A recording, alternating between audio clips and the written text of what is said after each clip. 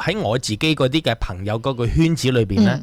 都有一個嘅話題，好多時間唔中都會 pop up 出嚟嘅呢，就係話講叫啲人呢就唔好喺公眾地方開住個 speakerphone 去講電話。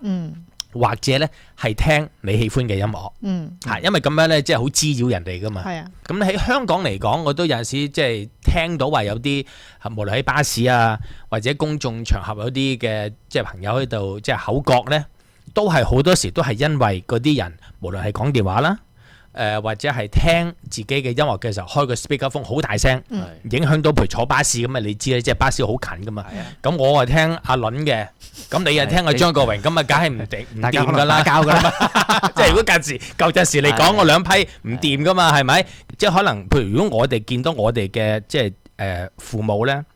或者一啲嘅 uncle auntie 啊，佢哋有咁嘅行為嘅時候，其實可以提一提佢。喂，其實唔需要咁樣即係攞住個 speakerphone。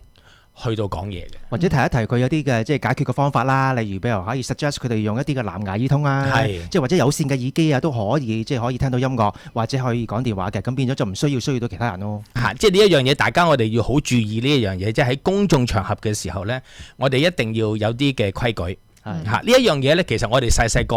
我哋嘅阿爸即係我哋嘅上一輩呢，好多時帶我哋出街嘅時候呢，佢一定有一句説話話：你唔好。令到我哋好失禮啊，或者唔好俾人話冇家教。我哋嘅父母好多時好着重人哋覺得佢教出嚟嘅子女有冇家教。當然啦，要係代表即係父母嗰個面子噶嘛，即係響街面前失禮佢，係咪即係落佢面啫？係啦，咁啊嗱，但係咁樣喎，其實咧嗱，好老實講句，我哋嘅上一代咧，其實佢哋嘅受教育嘅機會唔係咁多嘅，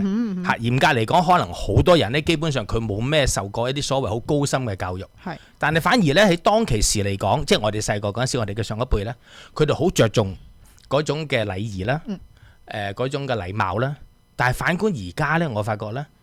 即係後生嗰啲嘅父母咧，其實睇佢嘅樣或者佢嘅年紀，佢應該係好有機會受過一啲幾好嘅教育嘅。但係反而佢啲細路仔咧，我發覺咧，唔知係咪佢哋嘅思想話，我自由啊嘛。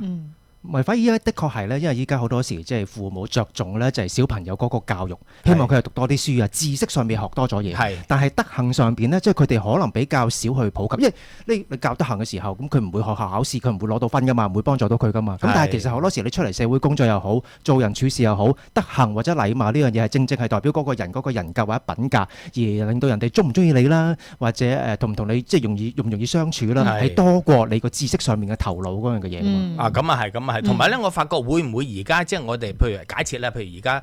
即係30零40歲嗰代嗰啲嘅父母咧，其實佢細個嗰陣時未必係全部係阿爸阿媽教嘅，係可能係姐姐教嘅。咁你變咗阿姐嘅時候，佢理得你得唔得行啫？最緊要 please 啊，小主。係啦 ，Hello 小朋友，你中意食？好唔緊要，係咪？即係佢一定一做乜做乜，我要呢樣，我要嗰樣。咁變咗佢出到街嘅時候，好老實講，我係工人啫嘛，你出去同人哋。即係爭人哋嘢關我咩事啫？我帶你出去玩啫嘛，我冇負責教你噶嘛，你唔係我個仔啊嘛。係好多時咧見到嗰啲即係小公主或者小王子咧，當嗰啲即係工人姐姐都真係好似即係真係工人咁樣呼呼喝喝。係啊！突然間你咁樣講，我另外諗翻一件事咧，就係一次喺香港旅行嘅時候咧，就見到啲姐姐咧就係同啲小主人咧就係接放學咁樣，跟住然後就喺某一個嘅商場。嘅廣場某一個廣場嗰度呢，啲姐姐就聚集啦，啲小主人啊繼續即係自己玩啦，係啦。咁期間好似咧，即係小主人都係好似即係打交嚇，係啊，即係玩嘅打交，玩嘅打交，即係推撞嘅大家推撞。咁個姐姐就掛住傾偈，梗係啦，阿姐，喂，見到嗰啲鄉里喎。係咯，唔流血就 O K 噶啦，繼續慢慢打，就唔好再同我傾偈係咪？係咁冇啊，跟住冇一件事嘅其實嚇，咁當然佢哋都係玩嘅打交，或者唔係話有咩損傷，但係即係正常嘅都會叫佢唔好打啦，係啦，係我諗，不過有一樣嘢咧，即係呢一樣嘢我哋都要慢慢要即係適應咧，就可能我哋有啲譬如話啲新移民啊，可能喺你嘅原居地咧做呢啲嘢，因為個個都係咁做啊嘛，個個都係攞住個大 speaker 喺嗰個嘅即係公車啊或者工場，大家鬥好似我哋講俗語叫焚機嘅咁樣。你有一部係啦，你一部電話唔夠，我要加埋個藍牙，係咯，準備跳舞嘅咁啊。咁啊，但係嚟到呢度咧，我哋入鄉隨俗，係尊重下呢個本地人嗰啲嘅要求。